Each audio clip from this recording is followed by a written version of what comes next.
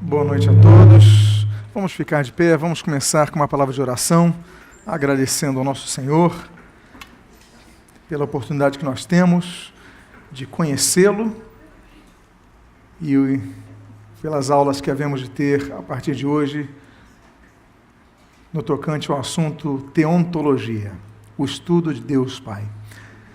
Deus amado, Pai bendito, nós te louvamos, nós te agradecemos por esta oportunidade, pedimos, Deus, abençoa o decorrer destas aulas, que haja edificação e fortalecimento no meio do teu corpo. Abençoa-nos e o que nós pedimos, nós te agradecemos em nome de Jesus. Amém. Podem tomar seus assentos. Eu quero falar sobre a disciplina em pauta que havemos de tratar nas próximas semanas. E eu tenho, na verdade, são 4 sugestões iniciais para o investimento literário. Então, se você quiser se aprofundar um pouquinho sobre esse assunto, claro que há outras sugestões no livro em pauta que hei de colocar aqui. Eu tenho uma bibliografia no final desse livro, você também pode ali ter uma orientação a respeito, mas das sugestões iniciais, eu tenho esse livro que estou lançando hoje sobre esse assunto, e é o que inaugura a série atual, a série de mensagens sobre teologia sistemática. Esse livro é Teologia Sistemática, Teontologia, a doutrina de Deus Pai. Então, esse livro está à disposição aqui. Os irmãos que quiserem podem pegar e depois acertam diretamente ali à frente. Então, nós temos esse livro que está sendo lançado hoje, e esse livro é a pauta de nossas aulas. Todos os slides têm os seus textos extraídos desse livro. Então, essa é uma sugestão, primeira sugestão. Há outras sugestões, também na área teológica, nós temos o livro Teologia Sistemática, uma perspectiva pentecostal, de Stanley Horton. A nossa linha é uma linha arminiana, então, a perspectiva pentecostal, com base na teologia soterológica arminiana. Depois vamos explicar alguns termos que possam ser novos para alguns. Stanley Horton, editora CPAD, é um outro livro que nós recomendamos. Também na área teológica, nós temos um outro livro, agora pela editora Vida, se chama Conhecendo as Doutrinas da Bíblia, de Meyer Pearman. É um escocês, é judeu, convertido ao cristianismo, nascido na Escócia, e é um livro que sumariza as doutrinas básicas do cristianismo arminiano, que é o que nós seguimos. E na área bíblica, então falamos de 3 sugestões na área teológica, e na área bíblica um pequeno dicionário que é chamado Manual Bíblico de Halley, de Henry Halley, também da editora Vida. Então, se você também quiser fazer esse investimento, são 4 livros que nós sugerimos. Se você não notou a tempo, não tem problema, ao final você vai lá na equipe de som, que eles colocam os slides para você e você anota essas sugestões, ok? Bom, falar de teologia, nós temos que falar sobre 4 seções da teologia. Existe a teologia sistemática, e ela está em amarelo, por quê? Porque as aulas que sobre as quais havemos trabalhar são todas baseadas numa área da teologia sistemática. Temos a teologia bíblica exegética, não vamos tratar nesses dias. Temos a teologia prática, alguns chamam de teologia ministerial, outros chamam de teologia pastoral, enfim, também não vamos trabalhar sobre isso. E temos a teologia histórica. Fica aqui, então, para orientação dos irmãos, esses 4 tipos de teologia. Então, nós vamos trabalhar na teologia sistemática. E a teologia sistemática, ela tem áreas de estudo. Então, quais são as áreas de estudo? Nós vamos trabalhar apenas em uma área de estudo. Ela tem os prolegômenos. Os prolegômenos da teologia, eles apontam uma grande introdução geral do assunto. Então, o que eu falei agora, por exemplo, as áreas da teologia, isso aí faz parte da disciplina prolegômenos. Depois nós temos a bibliologia, que é a doutrina das Escrituras Sagradas.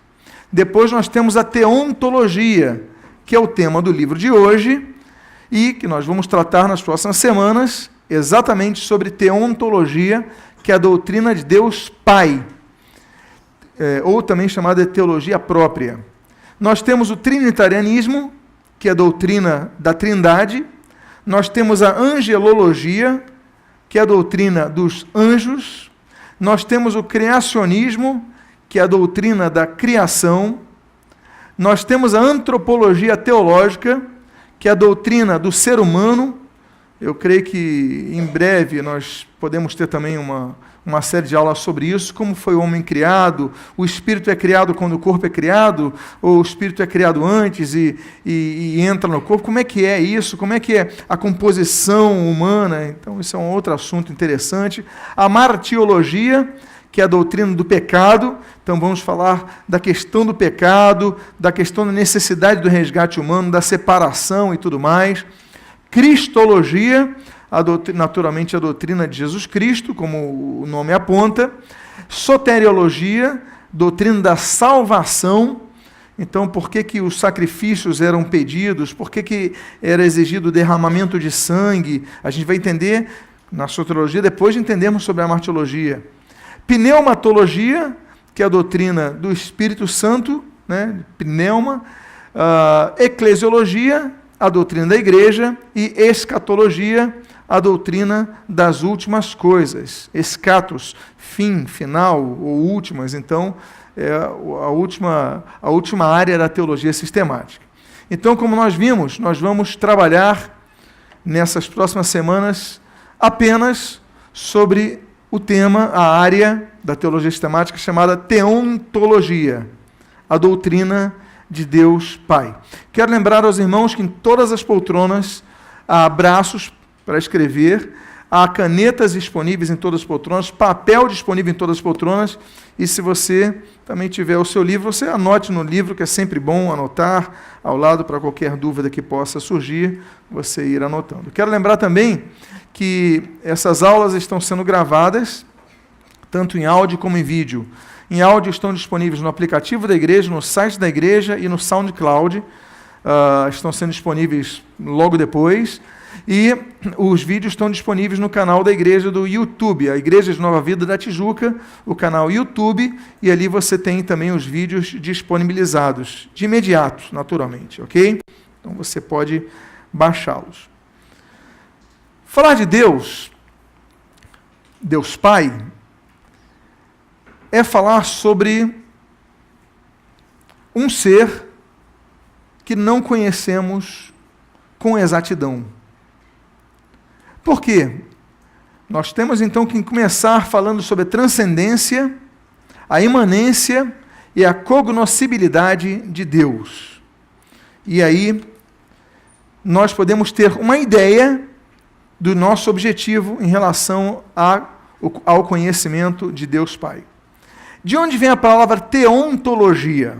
A palavra teontologia é a junção de três palavras gregas. Theos, que é Deus, ontos, que é ente, que na verdade é o genitivo do verbo eimi, que é ser ou estar, e logos, que é palavra ou estudo. Ou seja, theos, ontos e logos, teontologia. Daí vem um termo que é o estudo sobre o ente de Deus, sobre o ser divino. Ok? Então, nesse estudo, nós vamos ver as razões pelas quais nós não apenas podemos conhecer Deus, vamos tentar abraçar isso nessas 8 aulas. Não sei se vou lograr sucesso na minha empreitada, mas vamos tentar ao máximo. Ainda que não consigamos nessas 8 aulas, depois eu completo isso a posteriori em novas datas, que vejamos a disponibilidade, a qual vejamos disponibilidade, e tudo que ele mostra através do que a Bíblia Sagrada registra. É natural que cada pessoa tenha uma ideia sobre Deus. Há sociedades, há religiões que colocam Deus como se fosse uma árvore. Há religiões que cultuam Deus nas formas de animais. Há pessoas que tratam vacas sagradas como se fossem divindades, ou, enfim, Há pessoas que colocam o sol como Deus, fazem culto a Deus Sol. Nós temos a mescla de seres ali no Antigo Egito, então muito sobre isso, corpo humano, cabeça de águia, e temos várias divindades. Então, há pessoas que eram seres divinizados, como os faraós. A diferença de um rei do Egito para um faraó do Egito é que o faraó era um rei divinizado, ele era visto como Deus. Então, as sociedades, elas têm uma abrangência quanto à interpretação de Deus muito larga, mas nós vamos nos ater ao que a Bíblia revela sobre Deus. E aí, volto a dizer, esse é um estudo bíblico. Nós nos pautamos no que diz a Bíblia como a palavra de Deus. Vamos então falar sobre a cognoscibilidade de Deus. Em primeiro lugar, a primeira coisa para a gente entender nessa série de estudos sobre a pessoa de Deus Pai é que é impossível, volto a dizer, é impossível conhecermos Deus exatamente como Ele é. Porque Deus é um ser infinito. Se Ele é infinito, não tem fim, a gente não pode fazer um estudo preciso sobre Deus. É impossível. É impossível nós sabermos tudo de um ser que não se pode mensurar. Vamos falar já sobre os atributos incomunicáveis de Deus. Pois bem, mas ainda que Deus seja imanente, mas não nos termos propostos pelo panteísmo. O panteísmo é uma interpretação sobre Deus, sobre a divindade, sobre a pessoa divina, ou as pessoas divinas, como se interpretam os entes superiores espirituais, que se vê Deus em tudo. Pan, o grego, tudo, todos. Teísmo, Deus, Deus em tudo. Então Deus está na árvore, Deus está nos rios, Deus... Não. Deus é imanente. Deus está em tudo, mas não é configurado pelas coisas que fazem parte do tudo. Deus está presente nesse local, mas eu não posso dizer que Deus é aquela planta, ou Deus é aquela lâmpada, ou Deus é aquela pessoa. Deus está presente, mas Ele não pode ser mensurado às coisas do local onde Ele está presente. Então, ainda assim, Ele é transcendente. Vamos trabalhar mais sobre isso. Primeiro não, dando continuidade. Tudo que nós podemos saber sobre Deus Pai, podemos então somente saber de maneira parcial. Ou seja, tudo que nós consigamos conhecer de Deus Pai é um ínfimo do que Ele é. E tudo que nós sabemos por aquilo que aprove a Ele revelar-nos. Já vou falar sobre isso. Martinho Lutero, reformador alemão, ele desenvolveu, na sua Teologia da Cruz, 1518, duas formas de compreendermos quem é Deus. E aí são dois termos latinos que ele usa. O primeiro deles é Deus absconditus. Ok? Você que está anotando, essa é uma das formas de nós compreendermos Deus. É Deus absconditus, Deus escondido, Deus oculto. No Deus oculto se encontra, então, nós temos uma parte do ser divino que é oculta a nós. No ser oculto se encontra o infinito e insondável poder e majestade de Deus, assim também na plenitude da sua vontade. No decorrer desses estudos, nós vamos falar sobre os 3 tipos de vontade de Deus.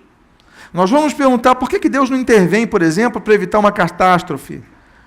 Por que Deus não intervém para evitar um tsunami, um terremoto, um vulcão, um acidente? Qual é a vontade de Deus? É que as pessoas sofram? Então nós vamos, compreendendo os 3 termos que se aplicam à vontade de Deus, entender isso. Nós vamos entender, por exemplo, um pouco sobre quando a Bíblia diz que Deus se arrependeu.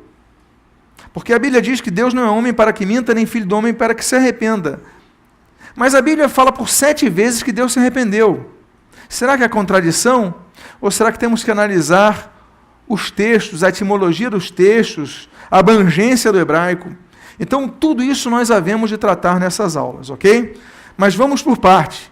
Eu creio que a primeira aula, a segunda aula são as mais complicadas, porque estamos concatenando uma série de informações e trabalhando para ser nosso fio inicial, para que possamos compreender melhor sobre esse assunto. Pois bem, então, nós, em primeiro lugar, volto a dizer, nós não podemos saber tudo sobre Deus, porque Deus, parte do que nós estudamos sobre Deus, é uma parte que nos está oculta. Ao que a Bíblia diz em Deuteronômio 29, na sua primeira parte, o texto é muito claro. O texto diz o seguinte: as coisas encobertas pertencem ao Senhor, nosso Deus. Porém, as reveladas nos pertencem. O que o texto está dizendo? Lutero vai trabalhar, inclusive, sobre esse texto. O que o texto está dizendo? As coisas encobertas pertencem somente a Deus, porque há coisas que não são encobertas. O que nos pertencem são apenas as que nos foram reveladas. Então, há dois tipos de facetas divinas.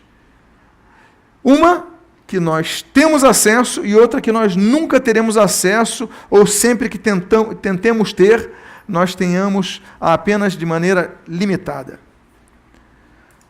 A história mostra a figura dos pais da igreja.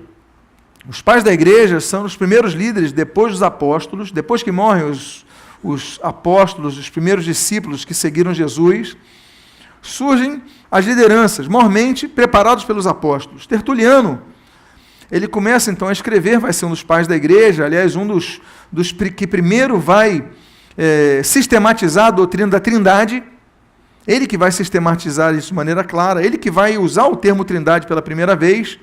Tertuliano escreve o seguinte sobre esse assunto. Eu vou ler aqui porque o texto está pequeno.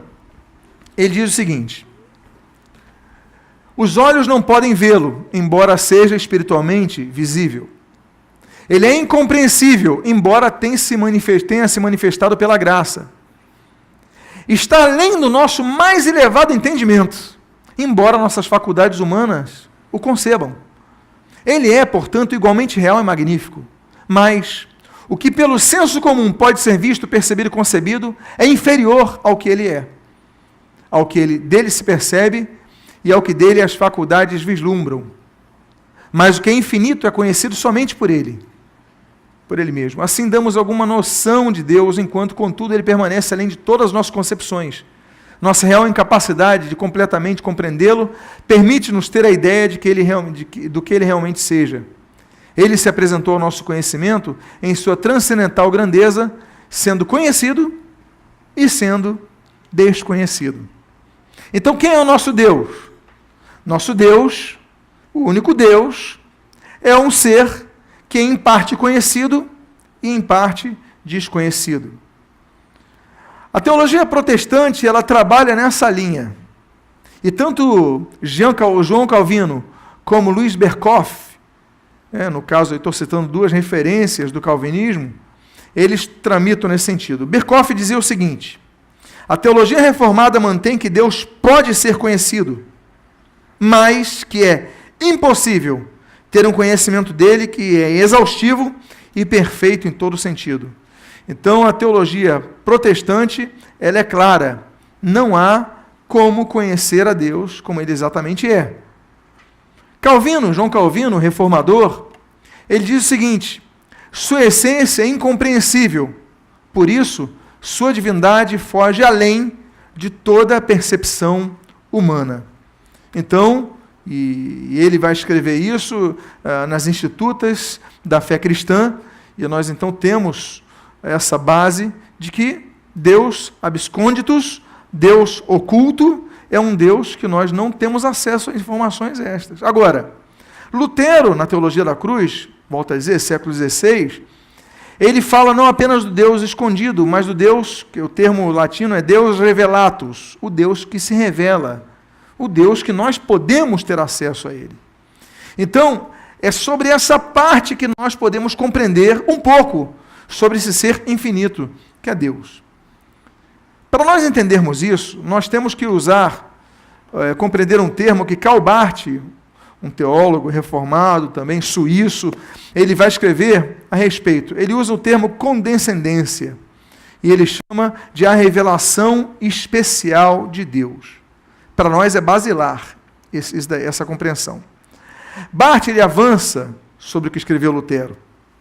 Ele diz o seguinte: O conhecimento não pode ser obtido através da natureza, nem da história humana, e nem tampouco através da experiência humana, porque você pode dizer o seguinte: não, eu conheço Deus porque eu tive um encontro com Deus num retiro, eu tive um encontro com Deus numa oração, Deus transformou meu ser num culto. A gente não duvida disso, a gente crê nisso, a gente prega isso, a gente espera que todos passem por isso, mas ainda assim, que você tenha tido experiências profundas com Deus, isso ainda é parte do ser de Deus. Você não pode dizer exatamente quem é Deus por uma experiência pessoal. Você não pode dizer quem é Deus pela história humana.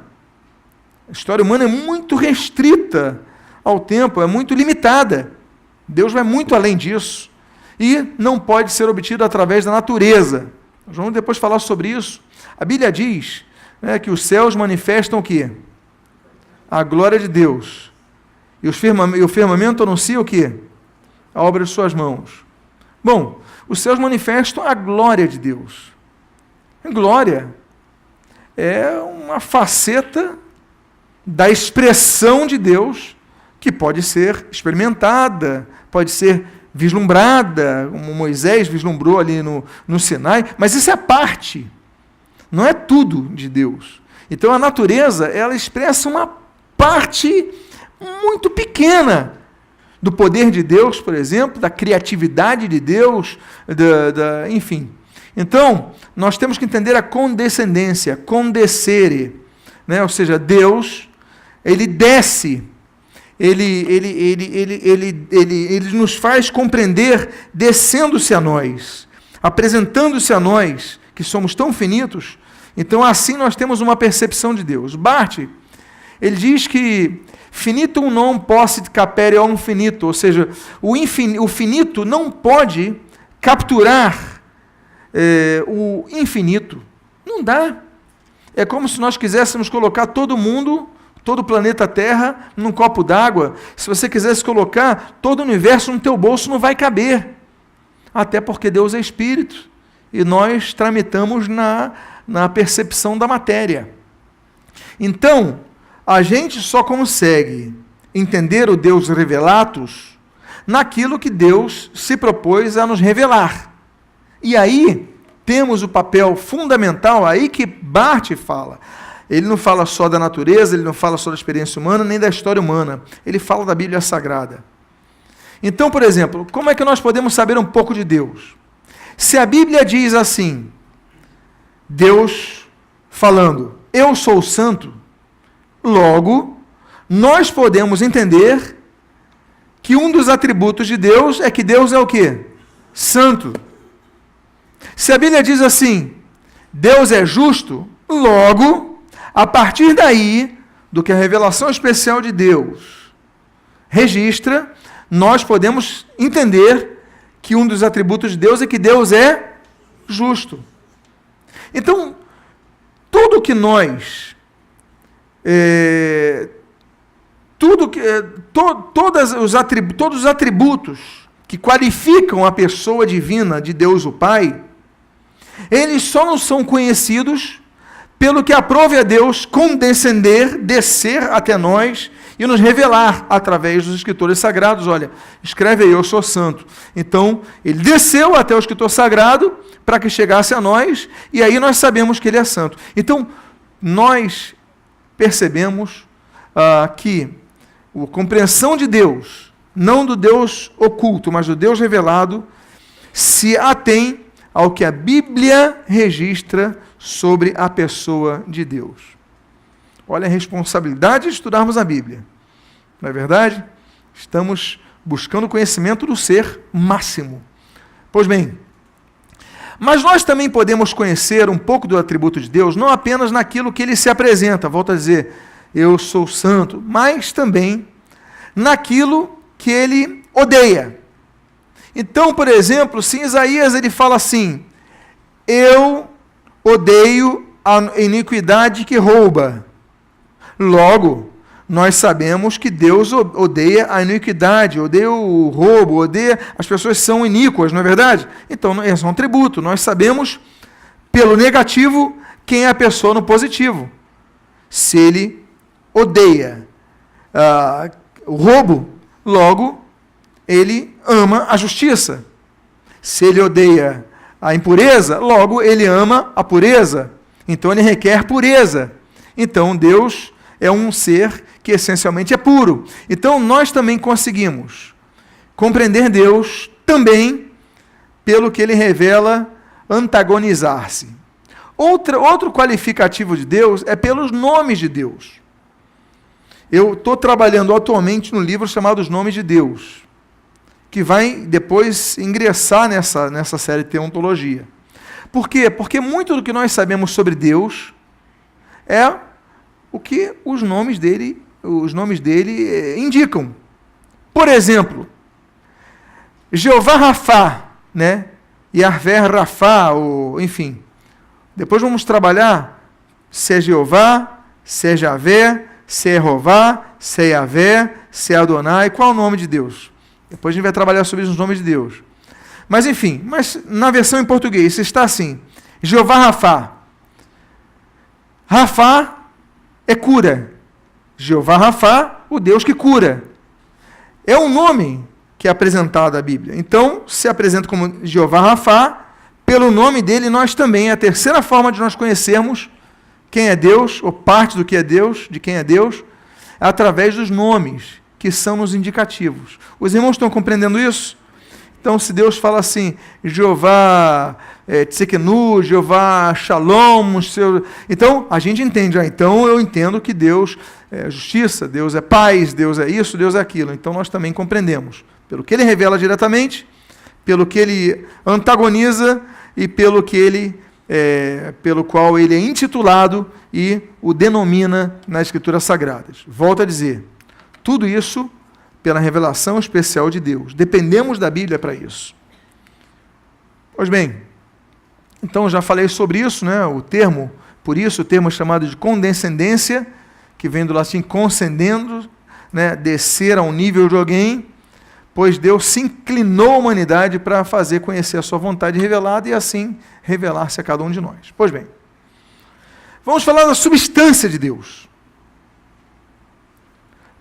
Como é Deus? Como é a substância divina? O Senhor Jesus, ele registra o seguinte em João capítulo 4, versículo 24. Deus é Espírito e importa que seus adoradores o adorem em Espírito e verdade. Ele fala, Deus é Espírito. Então, nós entendemos que Deus, essencialmente, não é matéria. Não é um ser corpóreo. Por não ser um ser corpóreo, ele não está limitado ao que o corpo nos limita. Nós temos um corpo que nos limita. Nós não conseguimos voar, porque nosso corpo não nos permite, não temos asas para isso, o nosso peso não permite, o peso dos nossos ossos. Há animais que voam, as aves. Deus colocou numa outra configuração daqueles seres. Cada ser vai tendo as suas características próprias. Mas, ainda assim, as aves têm outros limites. Elas não podem ficar debaixo da água por horas. Por quê? Porque o sistema de respiração delas não permite. Agora, os peixes não podem voar. Então, os limites de cada ser são impostos pela configuração de suas substâncias. Deus, ao contrário de suas criaturas, é um ser cuja substância essencial é o Espírito. Nós também somos espíritos. Nós temos uma alma, nós habitamos no corpo. Somos uma tricotomia. Mas, ainda assim, nós somos espíritos criados, por isso limitados, e nós somos espíritos delimitados em nossa vida biológica pelo nosso corpo. Então nós sentimos fome, nós sentimos dor, nós ficamos doentes e nós morremos biologicamente, porque temos um limite. Deus não é assim. Deus não se limita, como nós, à experiência biológica. Deste modo, Deus não pode ser visto, essencialmente, porque Ele é um Espírito. A Bíblia diz em João capítulo 1, versículo 18 o seguinte: ninguém jamais viu a Deus. O Deus unigênito, que está no seio do Pai, é quem o revelou. Não há como ver Deus. Por que não há como ver Deus? Porque Deus é um ser essencialmente espiritual. Agora, ainda assim, ele pode se manifestar de uma maneira perceptível ao homem. Ainda que ele não possa ser visto como ele é, a imensidão dele, vamos falar sobre isso, talvez ainda hoje, mas enfim, mas ele pode se manifestar de uma maneira perceptível. O caso de Êxodo 24, de 9 a 10, nós lemos o seguinte: e subiram Moisés, e Arão, e Nadab, e Abiú, e 70 dos anciãos de Israel, e viram o Deus de Israel, sob cujos pés, já vamos falar sobre isso, havia uma como pavimentação de pedra de safira, que se parecia com o céu na sua claridade. Eu pergunto a vocês, eles viram pé em Deus? Eles viram perna em Deus? Tinha unha o pé dele, tinha dedos? Não, ele coloca aí, ó, cujos pés, ou seja, a parte inferior da visão que eles tiveram, cuja base era como pedra de safira, que se parecia com o céu na sua claridade, ou seja, brilhava muito. São expressões, depois nós vamos falar assim, sobre expressões antropomórficas. Antropos, humana, morphos, forma antropomórfica, em forma humana, para que nós compreendamos. Há expressões que nós utilizamos até no dia a dia, muitas vezes, como uma síntese da ideia do que nós percebemos, mas não temos como definir. Então, os autores vão definindo à medida da sua compreensão. Quando nós falarmos de escatologia, aí João vai ver águias no céu, fogo caindo. Ele não sabia o que era avião na época. Então, ele vai escrever os aviões lançando bombas, explodindo coisas no céu. Então, a percepção do autor, ela se infere no contexto histórico e cultural de onde vem o autor, onde está o autor, do que conhece o autor. Os irmãos estão compreendendo um pouquinho, percebendo um pouco isso? Então, eles têm uma percepção de Deus, mas Deus não tem pés. Deus é espírito. Agora, apesar de Deus ser um espírito, ninguém ter visto a sua presença, a sua essencialidade, Jesus falou que ele tem uma forma, apesar que ninguém o viu. É um ser incorpóreo. Mas a Bíblia diz assim em João 5,37. Depois vamos trabalhar mais sobre isso. O Pai que me enviou, esse mesmo é o que tem dado testemunho de mim. Jamais tendes ouvido a sua voz, nem visto a sua forma. Eu pergunto, o que é voz? Voz é o resultado de quê? Voz é resultado do ar. Mas é um ar que ele resulta de nossas o quê? Cordas vocais. Nós pensamos algo, olha a configuração linda do ser. E nós, através do ar que exalamos, pelas cordas vocais, ligadas aí ao sistema nervoso, à nossa capacidade de raciocínio, nós transmitimos a nossa ideia pelas cordas vocais. E o som que sai, batendo o ar na corda vocal, matéria, é o som que nos faz compreender a cada um de nós, não é assim? Então a voz é resultado de um atrito de vento com carne. Aí temos a voz. Mas se Deus não é carne, como é que ele tem voz? E como é que tantas vezes nós vemos, e Deus disse, e Deus falou, se não existe a possibilidade de um ser imaterial ter voz, se o ser é essencialmente espiritual? Então, existem possibilidades naturalmente que transcendem, volto a dizer, a nossa compreensão do que é apenas espírito e do que é matéria, até porque o espírito pode se materializar. Quem chega, não vou dizer perto, naturalmente, mas quem começa a compreender isso é Albert Einstein. Porque o Einstein, ele vai entender e vai teorizar que a matéria é resultado da energia. Então ele vai entender, e depois nós vamos ter a teoria do Big Bang, por exemplo, de como todo o universo surgiu através de uma pequena explosão, de uma bola minúscula, de um Deus disse, haja luz, pum! Há uma explosão que vai crescendo, a poeira cósmica vai indo, a gravidade começa a trabalhar, por isso as poeiras vão se juntando, e pela gravidade vão ficando redondas, vai se criando ali os planetas, vão se criando, tem muito gás, vão criando ali as estrelas, o universo vai se expandindo, e Einstein, então, ele fala que o universo ainda está em expansão. Einstein, então, ele começa a elaborar o entendimento seguinte: se houve uma explosão inicial, e aí nós temos o Gamow, nós temos outros cientistas, de uma explosão inicial que vai dar origem a tudo, né?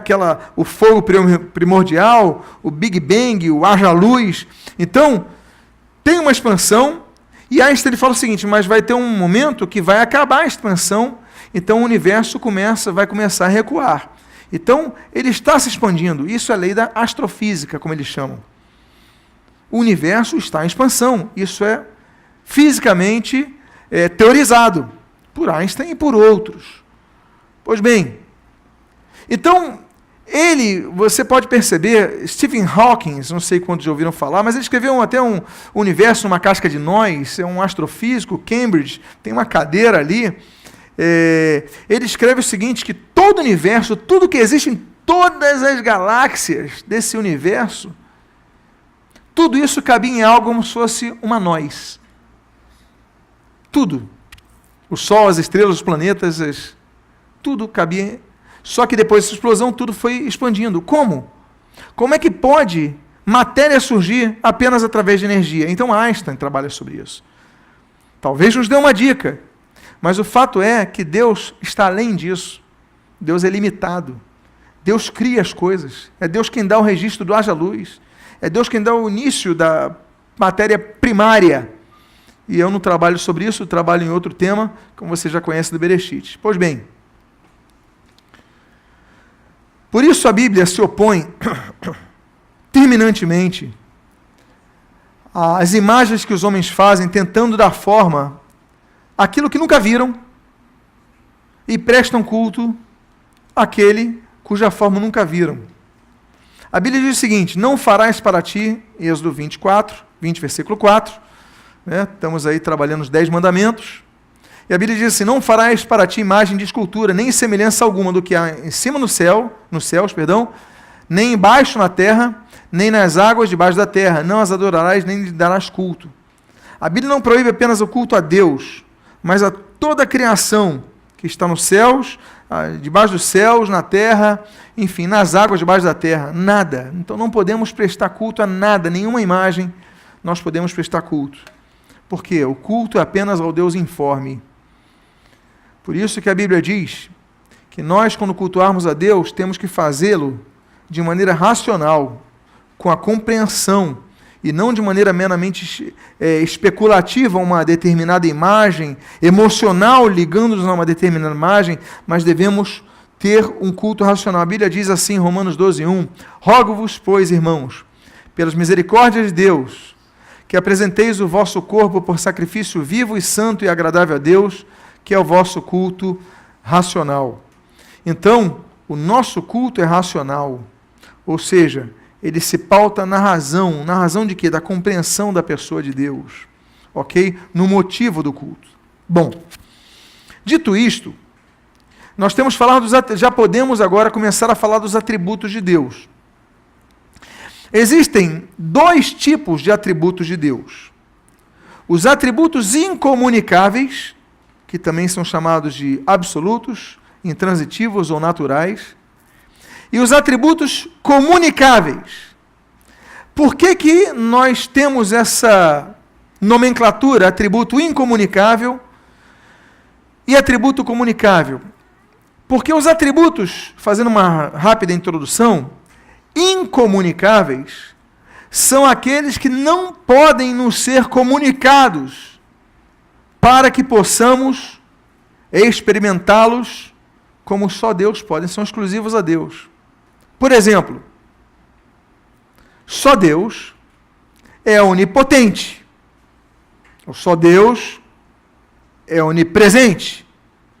Eu não posso nem você como filho de Deus, nem ninguém nessa terra, pode um dia se tornar onipresente. A gente não pode. Alguém aqui pensa que um dia pode ser onipresente? Ninguém. Porque onipresente somente Deus. Então, esse atributo é de Deus, ele não comunica aos seus filhos. É incomunicável. Essa é uma das razões, por exemplo, porque os evangélicos não rezam a santos ou a Maria, por exemplo. Por quê?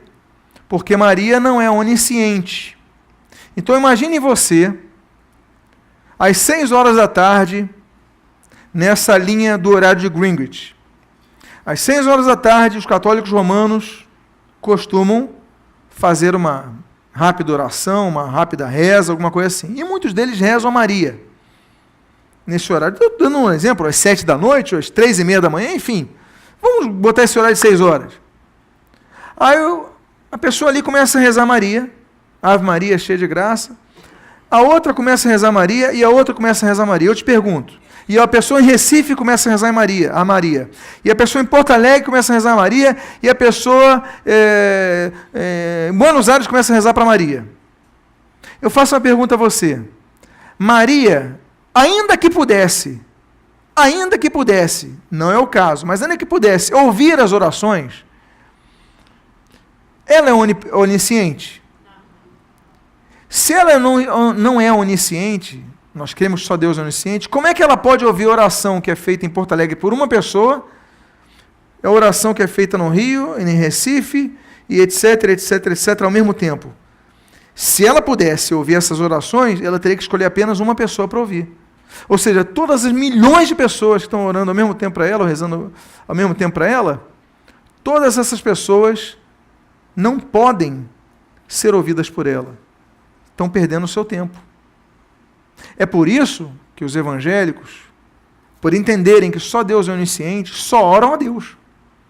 Porque nós sabemos que a oração que nós fizemos a Deus, ao mesmo tempo, em diferentes lugares, Deus ouvirá, porque só Deus tem esse atributo, que é um atributo incomunicável. Ele não comunica esse atributo a Maria, não comunica a ninguém mais, nenhum ser, só Ele tem esse atributo. Os irmãos estão entendendo o atributo incomunicável? Agora, os atributos comunicáveis são atributos que nós podemos experimentar. Por exemplo, eu citei aqui para vocês, Deus é justo. Nós podemos nos tornar pessoas justas? Sim. Deus é verdade. Nós podemos nos tornar pessoas verdadeiras? Deus é leal. Nós podemos nos tornar pessoas leais? Então, os atributos comunicáveis são os atributos que Ele nos comunica, nos permite que nós exerçamos esse atributo também como um qualificativo nosso. Eu não posso ser onipresente, mas eu posso ser justo. Eu não posso ser onipotente, mas eu posso ser santo. Eu não posso ser eterno. Eu posso ter a vida eterna, são coisas diferentes, depois eu explico.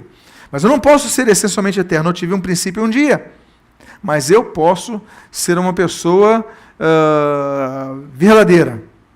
Ou seja, os atributos comunicáveis são aqueles que ele comunica para que nós possamos, eles possam também nos caracterizar. Agora entenderam a diferença dos dois? Vamos trabalhar nos atributos incomunicáveis de Deus. Nós podemos, então, volto a dizer, conhecer os atributos de Deus, os incomunicáveis e os comunicáveis, de modo direto, pelas menções, Deus é isso, Deus é aquilo, pelas suas ações, quando Deus age em prol de algo, Ele demonstra determinado poder ou qualidade, ou de maneira indireta, o nome dEle, por exemplo, a oposição que Ele faz a determinada atitude, etc. e tal. Já falamos sobre isso. Primeiro atributo incomunicável é a incompreensibilidade. Deus não pode ser compreendido, eu posso. Eu posso ser compreendido pela minha esposa, pelos meus filhos, que as pessoas que convivem comigo podem me compreender um pouco, apesar que conhecer-me na essência é só Deus. Assim como cada um de nós, não é verdade? Agora, ainda assim nós podemos conhecer um pouco, mas Deus pode conhecer tudo de mim. Agora, eu não consigo conhecer tudo de Deus. Então, só Deus, pela magnitude que Ele tem, nós não temos condições de compreendê-lo. Isaías capítulo 40, versículo 28, diz assim: não sabes, não ouviste, que o eterno Deus, o Senhor, o Criador dos fins da terra, não se cansa nem se fatiga? Não se pode esquadrinhar, e aí o termo é requer, ou seja, alcançar o seu entendimento. O termo requer pode significar no hebraico descobrir. A gente não consegue descobrir o entendimento dele, porque vai muito além. O salmista falou que ele pede a Deus, me sonda, me conhece, vai no mais profundo do meu coração. Deus conhece tudo. O salmista fala, antes que a palavra chegue à minha boca, tu já sabes o desejo do meu coração. Deus consegue. Se às vezes nós que convivemos com pessoas, a gente consegue conhecer a pessoa sem ela falar, você não conhece a pessoa que você convive, às vezes sem a pessoa precisar falar? Sim ou não? Às vezes não preciso olhar para minha esposa ou para meus filhos para saber mais ou menos um pouco deles. Imagina Deus. Agora, o contrário, a Bíblia é clara. Deus não pode ter o seu entendimento descoberto, compreendido, alcançado. Por quê? Porque ele é sumamente grande, imenso. Ao falar, já usei aqui o termo, já falei sobre isso, ok, do requer. Ok, o conhecimento de Deus dado a sua transcendência, e por causa disso, com incompreensibilidade, com exceção daquilo que nos revelou as Escrituras Sagradas. Pois bem, vamos ao segundo atributo incomunicável: eternidade e aceidade. Primeiro, a eternidade. Deus é. A Bíblia diz no Salmo 90, versículo 2, o seguinte: antes que os montes nascessem e se formassem a terra e o mundo, de eternidade a eternidade, tu és Deus. Ora, não existe de eternidade a eternidade. Eternidade é só uma. Eternidade é o que não tem início nem tem fim. Mas o que o salmista está querendo dizer? Desde os tempos anteriores à criação do tempo, então me perdoe aqui a incoerência da expressão, mas desde desde o período, não dá, porque nós estamos aqui dentro de uma dinâmica tridimensional, mas desde antes de se criar o tempo, até depois que o tempo for extinguido, e aí nós entraremos na eternidade, Deus, diz ali, é Deus. Ele diz assim, tu és. Ele está falando da eternidade passada, está falando da eternidade futura, mas ele coloca o verbo no presente. Tu és Deus, desde todo o tempo. Por quê? Porque Deus não se limita às limitações do tempo. Para Deus não existe passado, presente ou futuro, porque Ele criou o tempo. E um dos erros mais comuns que nós, que somos pessoas limitadas a essa tridimensão que nós vivemos, é pensarmos que a eternidade é um tempo futuro. Ou pensarmos que a eternidade é um tempo muito longo. Poxa, eu vou ficar muito tempo lá no céu. Será que não vão enjoar? Será que... Por quê? Porque nós estamos tentando pensar, tendo como parâmetro o tempo. Mas Deus não se limita ao tempo. Nós não podemos pensar que a eternidade é um longo período de tempo, porque não é. Eternidade não é longo período de tempo, porque não é. Nosso tempo é esse que nós vivemos na Terra.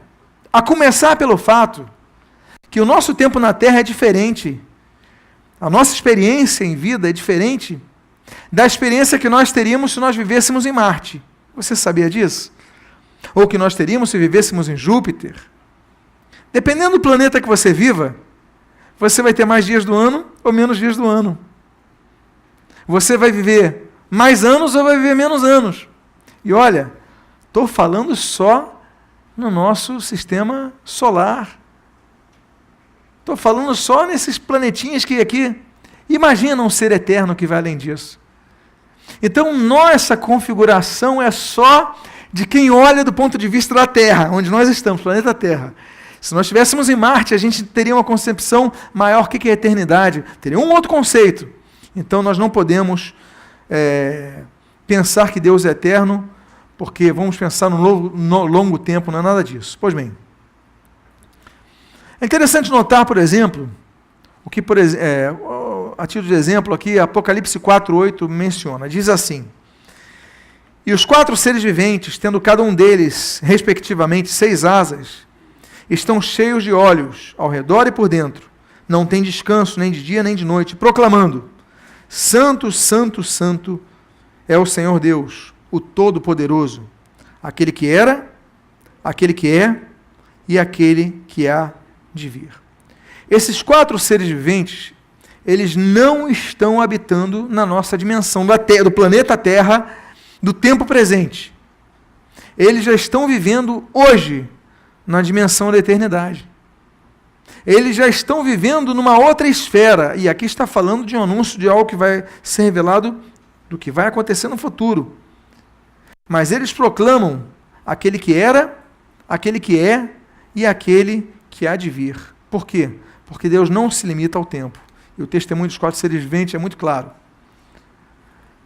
É interessante, não vamos falar sobre Trindade, não é nosso propósito nessas aulas, nessas semanas, mas a Bíblia fala sobre esses 3 tempos nas pessoas divinas de Jesus e do Espírito Santo. Por exemplo, Jesus é o mesmo ontem, hoje e o será para sempre. Hebreus, capítulo 13, versículo 8. A Bíblia diz em Hebreus, capítulo 9, versículo 14, que o Espírito eterno de Deus, o Espírito Santo é eterno. A Bíblia fala sobre as pessoas, mas ainda assim, todas as menções de Jesus é o mesmo ontem, hoje, para sempre, que Deus é eterno, que o Espírito é eterno, tudo isso é propedêutico.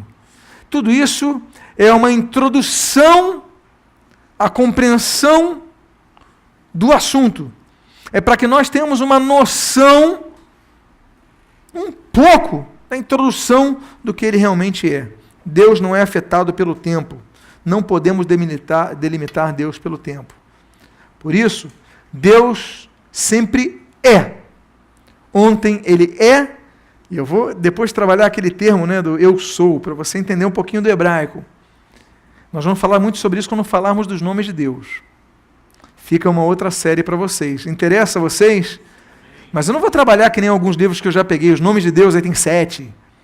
Aí outro livro lá tinha 10 nomes de Deus. 12. Eu vou trabalhar em mais de 40 que estão escondidos na Bíblia. Que nem eu fiz com os demônios no estudo.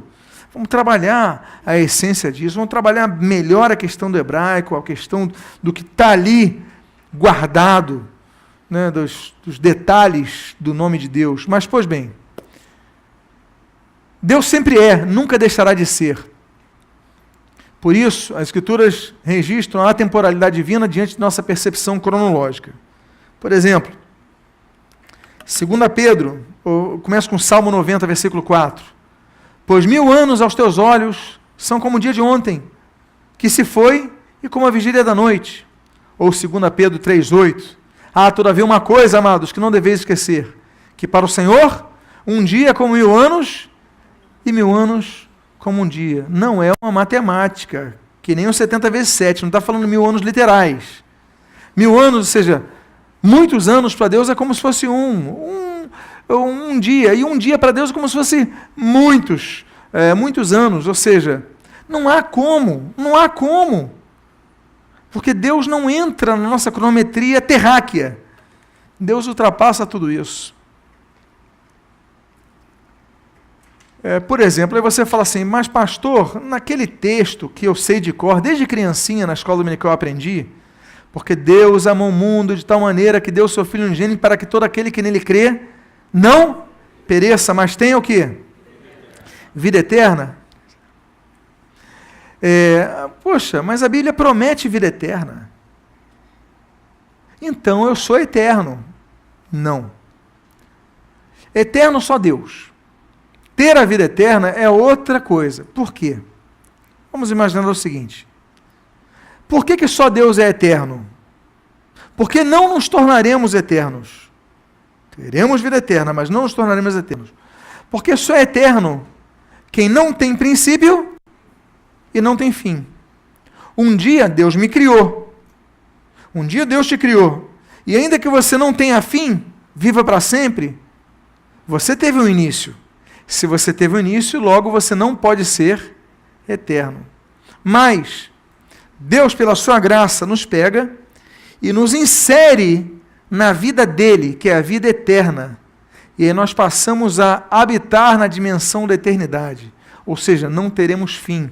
Compreenderemos a eternidade, um pouco da eternidade, porque estaremos absortos na mesma, viveremos a experiência da mesma, teremos uma vida eterna. Então compreenderemos a coisa que não é limitada ao tempo. E aí nós entramos numa outra esfera de vida, ok? Pois bem, é interessante, então, muito obrigado, é interessante notarmos o nome pelo qual Deus se apresenta a Moisés no Horebe, que nós podemos perceber a afirmação da atemporalidade de sua existência que não é causada, usando aqui uma terminologia de Tomás de Aquino. Olha só aquele texto que todos nós conhecemos. Você conhece o texto de Êxodo 3, não conhece?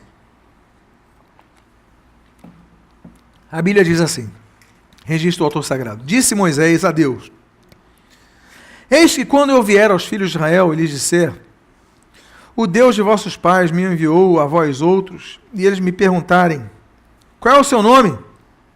Que lhes direi? Disse Deus a Moisés. Aí todo mundo conhece a frase. Qual é a frase? Eu sou o que sou. Eier, Asher, Eier. Disse mais, dirás ao filho de Israel, eu sou, Eier, me enviou a vós outros. Qual é o problema da nossa tradução desse termo hebraico? O problema é o seguinte: o termo Eier, que também significa existir, ele aqui está na primeira pessoa do presente do indicativo. Sou. Mas ele também, no hebraico, pode significar o futuro do presente do indicativo, serei. Então, é interessante que ele se apresenta a Moisés dizendo que é eterno. Porque a tradução que nós temos é eu sou o que sou. Mas o hebraico permite que nós escrevamos assim, ou traduzamos assim. Eu sou o que serei, eu serei o que sou, ou eu serei o que serei. As comissões de tradução costumam usar, então, um presente. Eu sou. Mas ele pode apontar para o futuro. Eu serei. Por quê? Porque Deus usa oportunamente para Moisés dizendo o seguinte: olha, eu sou aquele que sempre vai ser. Eu não vou deixar de ser. E eu sempre fui. Ou seja, esse é o nome que você vai apresentar. Nós falamos de eternidade. E hoje eu vou caminhando aqui para a aceidade. O que é a aceidade? É um atributo incomunicável de Deus. Por quê? É a autoexistência. Deus não existiu, não passou por causa de ninguém ou de nenhuma circunstância. Então a característica do ser eterno, a aceidade, não ter dependido de ninguém para existir. Nenhuma circunstância temporal ou atemporal. Não precisou de nada. E aí, somente Deus tem esse atributo da aceidade. Porque ele auto-existiu. A Bíblia diz, em Atos capítulo 17, versículos 24 e 25, o seguinte: o Deus que fez o mundo e tudo o que nele existe, sendo ele Senhor do céu e da terra, não habita em santuários feitos por mãos humanas, nem é servido de mãos humanas, como se de alguma coisa precisasse. Pois, atenção que eu vou ler, ele mesmo é quem a todos dá vida, respiração e tudo mais. É o que diz o texto bíblico. Ou seja, ele é a causa da vida às criaturas. E não a consequência de alguma outra causa. É a causa primária de tudo. Voltando a usar um termo de Tomás de Aquino. Cito aqui Tomás de Aquino. Tomás de Aquino coloca o termo, compreendeu Deus como ipsum esse subsistens. porque ele unifica a essência do ser, ens, no ato de existir esse, em si próprio, ipsum. Portanto, Deus é a causa primeira, não causada. Nada causou Deus, nada gerou a possibilidade de existir Deus. Deus é a causa prima. Começa tudo em Deus. E um ser que é eterno. Então não existe nada aquém de Deus. Não existe nada. E eu hoje vou concluir com o atributo incomunicável da imensidão. É outro atributo importante, porque sendo um ser transcendente, ele não está sujeito à nossa percepção tridimensional. Qual é a percepção que nós temos da tridimensionalidade? Me ajude. Nós temos a percepção da largura, que mais? Da profundidade e que mais? Da altura. Essa é a nossa percepção. Olha como somos limitados. Deus é transcendente. Ele transcende a essa nossa dimensão. Então a percepção dele, e outra coisa, volto a dizer, a nossa percepção cronológica do planeta Terra, as voltas que ele dá ao redor do Sol, né, os 365 dias, e a duração da rotação, as 24 horas, e tem todo esse processo que nós, do planeta Terra, nós somos muito limitados na nossa experiência, Deus transcende a tudo isso. Então, ele não pode ser mensurado, ele não pode ser limitado, ele não pode ser restrito a espaços físicos. Então, a Bíblia diz assim, em 1 Reis, capítulo 8, versículo 27. Mas, de fato, habitaria Deus na terra? Eis que os céus e até o céu dos céus não te podem conter, quanto menos esta casa que eu te edifiquei. Olha, ele foi muito específico, porque ele coloca o universo, o céu dos céus. Ele falou, olha, eis que habitaria na terra. Aí ele fala assim, o céu dos céus não podem te conter, quanto menos essa casa, quanto menos um templo. Então, não se pode confinar Deus num templo, pastor, mas e a questão da manifestação de Deus no templo de Jerusalém, a fumaça, os sacerdotes caíram e tal, e as manifestações, claro, ele se manifesta em locais, mas ele não é circunscrito a locais. Não é pelo fato de Deus ter se manifestado no topo do Sinai a Moisés, ou ter se manifestado no deserto com coluna de fogo, coluna de nuvem, que ele não estava em outros locais do planeta, ou em outros locais do universo. Ele manifestou parte ali. Tem cultos maravilhosos, você sente a presença de Deus aqui, mas ao mesmo tempo, em outros cultos, está havendo a presença de Deus manifesta ali, experiências pessoais, pessoas sendo batizadas, pessoas sendo... E experiências, por quê? Porque Deus é onipresente. Ele não pode ser limitado à nossa dimensão, à nossa percepção. Então, volto a dizer, a Bíblia então começa a traduzir algumas manifestações de Deus, como a glória de Deus se manifestou em tal lugar, a presença de Deus, mas ele é declarado como grandioso, Elion, né, ele é declarado como altíssimo. Então, porque são superlativos. Paulo tenta explicar um pouco disso, quando ele escreve aos Efésios, capítulo 3, versículo 19, o seguinte,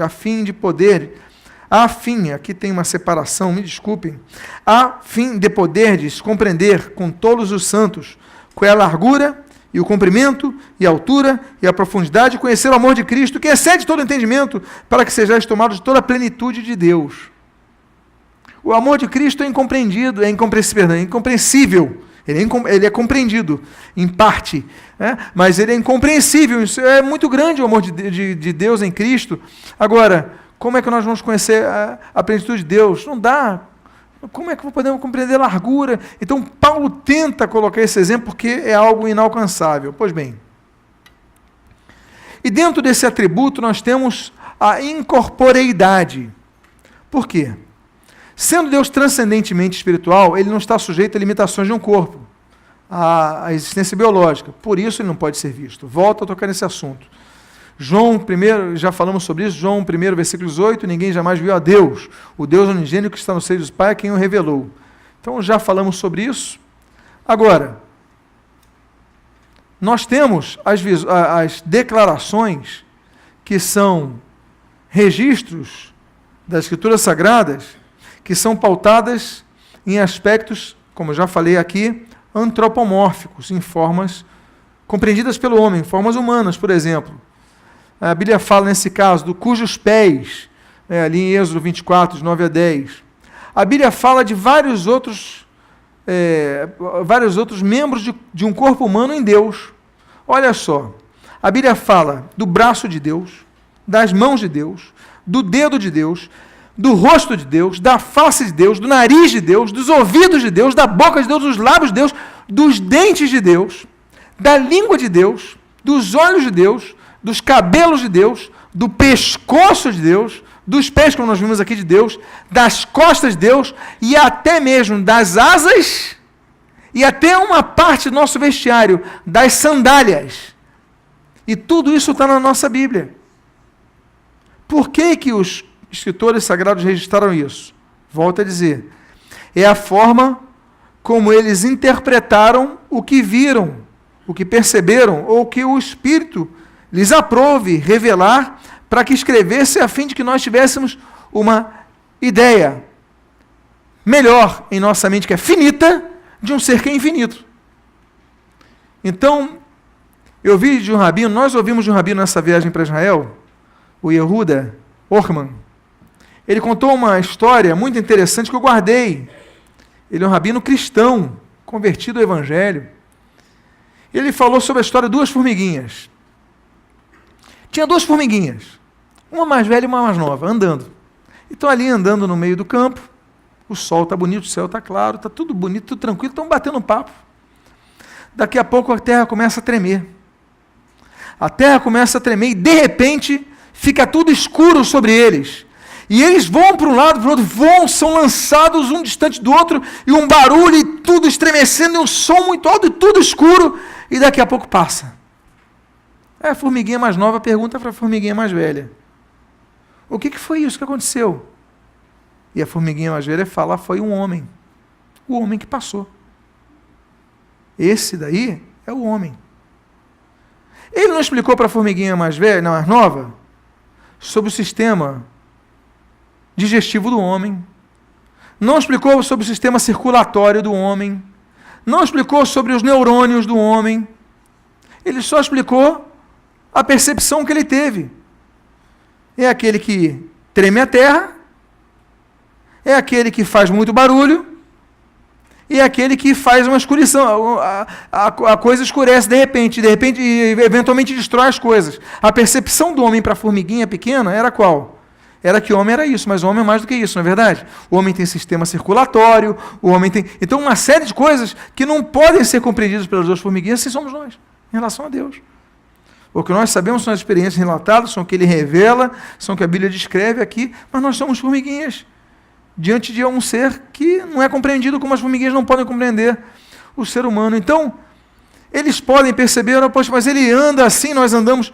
Não, então, ele é um ser que, eu não sei como as formigas traduziriam as suas patinhas, mas se eles falassem no português e fosse patinhas, ele falaria o seguinte, se a formiguinha mais velha, mais nova escrevesse: o homem é um ser com 2 patas. Em cada pata, aí dedos. Em cada dedos, pedaços de unha. E aí seria a descrição máxima que ele teria daquilo que pudesse ver se tivesse descalço essa pessoa. Então, todos os elementos, nariz de Deus, ouvido de Deus, boca de Deus, lábio de Deus, pescoço de Deus, asas de Deus, tudo isso é antropomorfismo. É uma interpretação do que os autores conseguiram trazer-nos.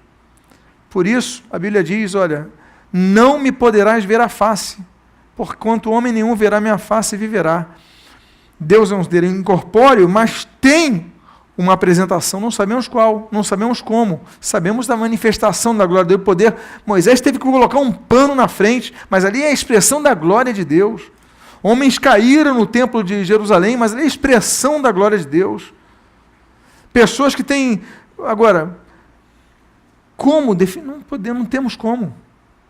Então, Calvino, por isso que Calvino vai trabalhar em escrituras sagradas, ele vai trabalhar as institutas, ele vai falar tanto contra o sistema idolátrico do catolicismo romano. E ele vai trazer um argumento bíblico, muitos argumentos bíblicos, na verdade, quanto à distinção que os romanistas fazem de idolia para latria. Porque o catolicismo romano, depois de muito atacado pelos protestantes sobre a idolatria, eles falam, não, a gente adora só a Deus. A Maria a gente venera, idolia. Aos santos a gente idolia, a gente venera, a gente não idolatra, não latria, não adora. Mas que idolia é essa que as pessoas se dobram os joelhos, pedem direção, pedem proteção, pedem graça, pedem socorro, pedem salvação? Isso é latria. É só um que nós chamamos de sofisma que o romanismo criou. Eu vou ler o texto de Calvino, a letra está pequena aí, mas eu vou ler aqui. Para conter-nos dentro dos limites da sobriedade, Deus fala de sua essência parcimoniosamente. Ora, por certo, que sua infinitude nos deve aterrar para que não tentemos medir com nossos sentidos. Sua natureza espiritual, por outro lado, veda que se imagine a seu respeito todo e qualquer aspecto terreno ou carnal. Pela mesma razão, é que mais frequentemente prescreve seu domicílio no céu. E, contudo, visto que ele transcende a todo limite, de sua própria obtusidade, nossa mente se curva ao chão. Os antropomorfistas são também facilmente refutados, os quais imaginaram um Deus dotado de corpo, visto que frequentemente a Escritura lhe atribui boca, ouvidos, olhos, mãos e pés. Formas de expressão, como essas, não exprimem, de maneira clara e precisa, tanto o que Deus é, quanto lhe acomoda o conhecimento à pobreza da nossa compreensão. Para que assim suceda, é necessário que ele desça muito abaixo de sua excelsitude. Então, por isso que a Bíblia é tão clara a respeito da proibição das criaturas. A próxima semana, nós vamos começar a falar sobre os demais atributos incomunicáveis, começando com o atributo da onipresença. Ok? Eu espero que essa aula tenha sido edificante para a sua vida. Se você, volto a dizer, todos os slides estão pautados nesse livro. Então, se você quiser, estamos aqui com ele à disposição. O nosso diácono está ali para facilitar a máquina aqui para você, se você assim desejar. Enfim, e que Deus te abençoe rica e abundantemente. Amém? Próxima semana, no mesmo horário, nesse local. Vamos ficar de pé, vamos fazer uma oração.